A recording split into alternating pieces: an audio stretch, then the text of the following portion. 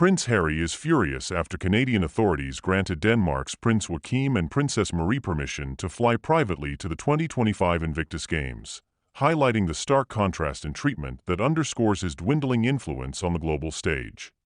Prince Harry is seething after Canadian authorities granted Denmark's Prince Joachim and Princess Marie permission to fly privately to the 2025 Invictus Games in Vancouver, a decision that has left him outraged since his own request for a private jet was outright denied.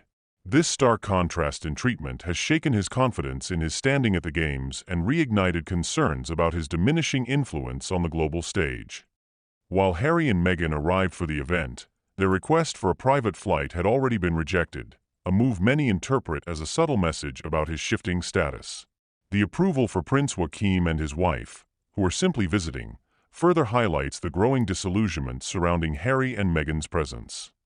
The timing of this decision is particularly damaging, underscoring how Canada, once seen as a safe haven for the couple after their dramatic royal exit, is no longer willing to bend the rules for them. As Prince Joachim enjoys privileges that Harry was denied, the rejection of the Duke's request speaks volumes about how little regard remains for his so-called royal influence. Despite Meghan's attempts to rebrand herself through carefully curated PR stunts, the couple's standing on the international stage continues to deteriorate. The Canadian government's decision is not just a logistical matter, it serves as a direct snub, indicating that they are no longer considered worthy of the royal treatment still extended to working royals.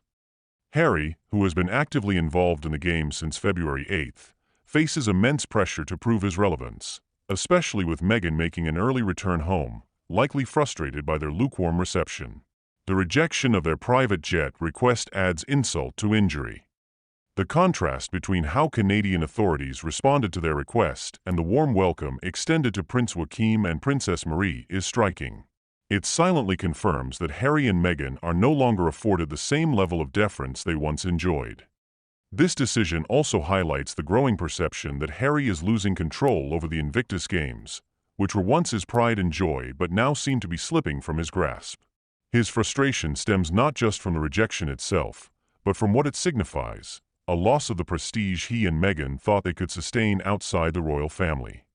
While the rejection of his private jet request might seem minor to some, it reflects a broader shift in how he is viewed by the international community.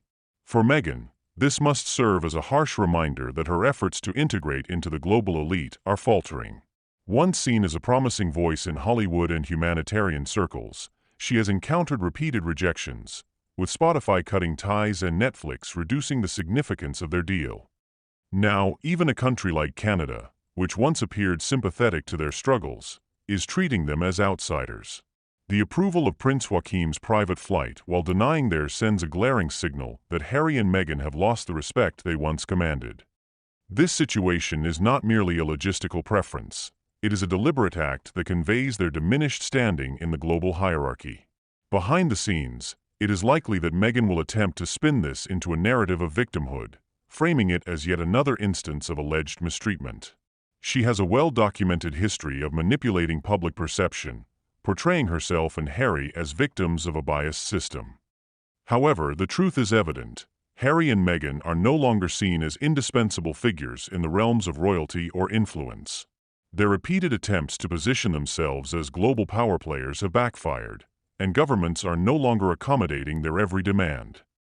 Harry's anger over this snub is justified, but it also reveals how fragile his position has become.